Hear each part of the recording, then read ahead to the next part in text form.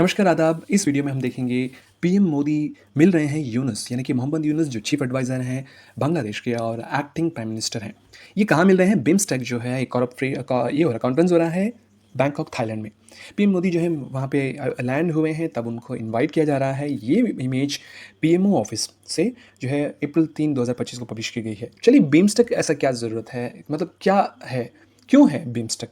देखिए बिम्स्टेक जो है इससे पहले आपने सुना होगा ना, ऑर्गेनाइजेशन शार्क हो गया, आसियान हो गया, उसके जैसे ही बंगाल की खाड़ी में जो आसपास जो राष्ट्र हैं यानी कि जो कंट्री हैं उनके अर्थव्यवस्था कॉपरेशन यानी कि इकोनॉमिक कॉपरेशन के लिए इसे बनाया गया है। ठीक है, अभी मल्टीलैटरल ऑर्गेनाइजेशन काम करेगी बहुत सारे अलग अलग विषयों पे। ठीक, अब इसकी हिस्ट्री क्या है देख लेते हैं। वो पहले तो ये है, ये फाउंडेशन हुआ था 1997 में। और उस वक्त क्या हो गया, पहले कुछ कंट्रीज थे, Bangladesh, India, Sri Lanka, Thailand, economic cooperation था। ठीक है, उसके बाद 1997 में बैंकॉक डिक्लेरेशन हो जाती है। अब जो है दो और कंट्रीज आके जुड़ जाते हैं 2004 में, वो है नेपाल और भूटान। तब इसका नाम BIST इसे बदलकर बिम्स टेक रख दिया जाता है, यानी कि इन कंट्रीज़ का नाम मिलाकर साथ में भूटान और नेपाल भी मिल गए हैं। ठीक है, इस तरह से ये भी इसके साथ जुड़ जाते हैं और पूरा नाम बिम्स्टेक हो जाता है। अब इसका फ़ायदा जो है हमें कैसे पहुंच रहा है, हम ये भी देख लेते हैं। देखिए दो और भी हैं ऑर्गेनाइजेशन, शार्क और आसियान। ठीक है, लेकिन उससे ज़्यादा जो है ये हमें सेक्टर वाइज एक अप्रोच दे रहा है। कैसे? देखिए, एक तो है, अब हम जो है पहले हैंडल कर रहे थे जब स्थापना हुआ था बिमटेक का, ट्रांसपोर्टेशन, टूरिज्म, काउंटर टेररिज्म हम तब हैंडल कर रहे थे। अब हम कुछ और भी हम अब जो है आज को एक दो कैटेगरी हम हैंडल कर रहे हैं। पहला ये लास्ट सबमिट जो है 2022 को हुआ था, 30 मार्च को। ठीक है, उसको होस्ट करा था श्रीलंका, होस्ट किया हुआ था। ठीक है, 14 डिविजनल सेक्टर है, दो दो करके सारे कंट्रीज़ के पास है। चलिए वो सेक्टर क्या है देखिए, एक तो ट्रेड इन्वेस्टमेंट डेवलपमेंट है, वो बांग्लादेश देख रहा है। एनवायरमेंट एंड क्लाइमेट चेंज वो भूटान देख रहा है। सिक्योरिटी एंड एनर्जी जो इंडिया देख रहा है। कल्चरल एंड फूड सिक्योरिटी जो म्यांमार देख रहा है। पीपल टू पीपल कॉन्टैक्ट ये नेपाल देख रहा है। Science, technology and innovation Sri Lanka देख रहा है। और कनेक्टिविटी जो थाईलैंड देख रहा है, बहुत अच्छी बात है क्योंकि थाईलैंड के पास ही हांगकॉन्ग है, तो कनेक्टिविटी अच्छी हो सकती है। अब हम सीधे जो है एक इमेज देख लेते हैं ताकि हमें ये समझ आया है कैसे कैसे 7 कैटेगरीज डिवाइड है। देखिए क्या क्या आता है, काउंटर टेररिज्म के साथ साथ ट्रांसनेशनल क्राइम भी आता है, ट्रांसपोर्टेशन के साथ कम्युनिकेशन आता है, ट्रेड के साथ इन्वेस्टमेंट आता है, इस तरह से सारी चीज़ें जुड़ी हुई है। चलिए लेकिन हम देख लेते हैं सार्क वर्सेस बिम्स्टेक, कौन ज़्यादा अच्छा फ़ायदा हमें लग रहा है और फ़ायदा दे भी रहा है। देखिए सार्क जो है ना, South Asian Association for Regional Cooperation बना था, ये 1985 को बना था। इसके मेंबर थे 8 लोग।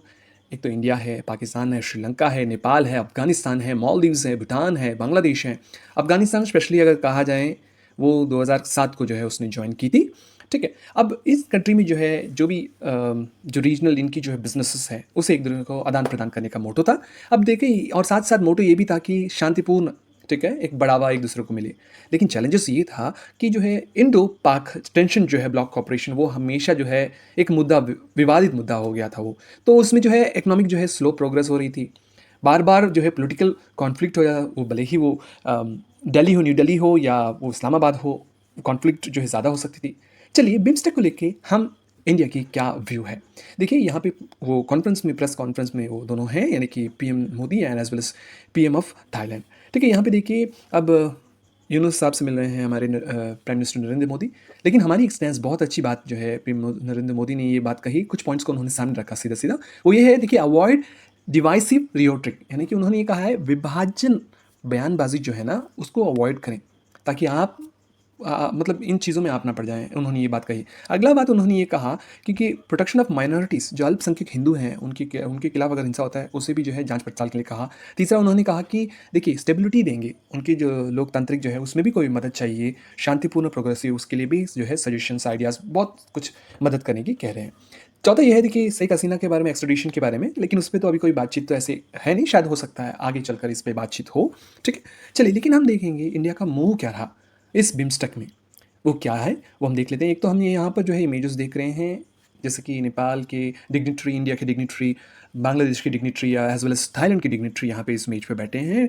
वो डिनर होस्ट किया जा रहा है, उनकी तरफ से बैठे हुए हैं। ठीक है, लेकिन अब bay of Bengal initiative, multi sectoral technical and economic cooperation, इसका एडवांटेज क्या है देखिए। सार्क जो है इससे पहले है, अभी तो क्योंकि पॉलिटिकल टेंशन को ही हमने खत्म कर दी क्योंकि पाकिस्तान है ही नहीं इस पूरे बेल्ट में। ठीक है, अब फोकस होगा हमारी अर्थव्यवस्था को ग्रोथ करने की। ठीक है, जैसे कि थाईलैंड हो गया, म्यांमार हो गया, ये ट्रेड पोटेंशियल कंट्रीज़ हैं। अगर आप इनके साथ कॉपरेशन कर रहे हैं और साथ साथ जो है एनर्जी मार्केट भी अच्छी है, ट्रांसपोर्टेशन भी अच्छी है, तो ये हम जो है आगे मूव कर सकते हैं। ठीक? क्यों हमारे लिए ये बहुत ज़्यादा इम्पोर्टेंट है? देखिए, एक तो ना हम वो अपनी कनेक्टिविटी को बड़ा अच्छा बूस्ट कर सकते हैं। एक मैं कह देता हूँ, नेपाल, इंडिया, भूटान, बांग्लादेश, इनकी जो मोटर व्हीकल एग्रीमेंट है, ये इम्प्रूव हो सकती है, यानी कि रोड ट्रांसपोर्ट इम्प्रूव हो सकती है। और दूसरा है ना कलादान मल्टी मॉडल ट्रांजिट, ठीक है, जो नॉर्थ ईस्ट स्टेट को कनेक्ट कर सकती है Myanmar as well as bay of Bengal में, वो बहुत अच्छी हो सकती है। और जो है देखिए, साउथ ईस्ट एशिया के साथ हमारे रिलेशंस बहुत अच्छे हो सकते हैं, ठीक है। तो ये सब अपॉर्चुनिटी है और ये पोटेंशियल कंट्रीज़ भी हैं, ठीक है? तो यही तो हम चाहते हैं। अब देखिए, हमा दूसरा एक चीज़ है, चाइना जो है एक बेल्ट बना रहा है, वो है बीआरआई उसे कह रहा है वो, साउथ एशिया वो जो है अपनी इन्फ्लुएंस बढ़ा रहा है, बेल्ट एंड रोड इनिशिएटिव। मैं आपकी कंट्री में रोड बना दूँगा, ये तो उसका कॉमन एजेंडा है, ठीक है? तो उसकी जो है ना, हम क्या कर सकते हैं, बिम्स्टेक के साथ जो है इंडिया जो है अपनी स्ट्रेंथ जो है कर सकता है अपनी नेबर्स कंट्री के साथ। अगला जो है इकोनॉमी को हम अपॉर्चुनिटी को जो है बूस्ट कर सकते हैं, नॉर्थ ईस्ट स्टेट को भी डेवलपमेंट मिल सकती है। अब जो है सार्क जो समिट है, वो ऑर्गेनाइजेशन वो रेयरली अपनी समिट कराती है, लेकिन बिम्स्टेक जो है वो रेगुलरली करती है, 2 साल में एक बार, यानी कि 2 साल के गैप में एक बार हो जाता है। 22 में हुआ था, 2025 में हुआ है, ठीक है। अब हमारे बायलैटरल जो प्रोजेक्ट्स हैं वो कैसे काम कर रही है, कौन सी प्रोजेक्ट कब खत्म हुई है या उसकी क्या ज़रूरत है, और हमें किस चीज़ पे हम काम कर रहे हैं, हमारी दूसरी कंट्री ने कैसे कैसे डेवलपमेंट्स दिए हैं, हमने क्या डेवलपमेंट्स दिए, तो ये सारी चीज़ें बहुत अच्छी बात है। चलिए कंक्लूजन पे आ जाते हैं। एक तो प्रैक्टिकल लग रहा है, फ्यूचर रेडी प्लेटफॉर्म अलाइन हम कर रहे हैं, ठीक है, अपने फ्यूचर के लिए, ठीक। क्यों? क्योंकि हम जो है बंगाल की खाड़ी में जो कंट्रीज़ हैं, इनके अलाइंस होकर हम अर्थव्यवस्था अपनी भी बढ़ा सकते हैं, साथ साथ उनकी भी बढ़ा सकते हैं।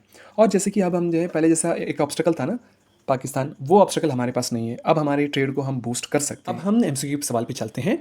On April 2, 2025, India appointed Poonam Gupta as a new deputy governor to its central bank for 3-year term. Before this, appointment, which of the following position did Poonam Gupta hold?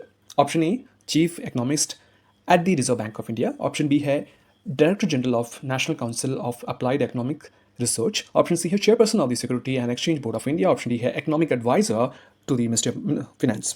और इसका सही आंसर है option B, director general of national council of applied economics research. हम अगले MCQ में चलते हैं। Which of the following country is not a member of BIMSTEC, ठीक है। कौन सा कंट्री जो है वो सदस्यता वो नहीं रखता है बिम्स्टेक ऑर्गेनाइजेशन में, ठीक है। ऑप्शन ए है Thailand, option B Maldives, option C Myanmar, option D Nepal.